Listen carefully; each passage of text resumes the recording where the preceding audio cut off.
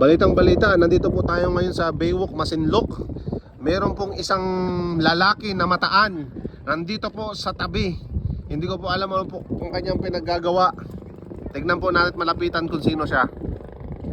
Ayan po siya. Napag-alaman po, taga San Agustin po to. Dati po taga Bulawon.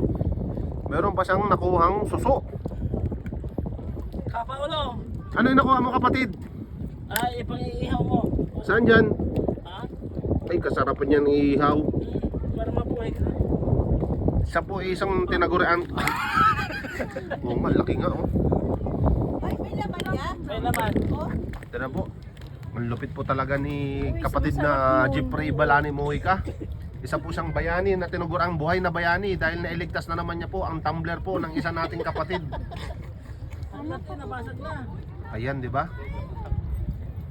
May nakita man ako siya. Isa po siya talagang bayani. Lalaki oh. Bihirang-bihira lang po ang makakita ng mga ganyang tao. Nagbubuhis ng buhay para lamang po makakapunta dito.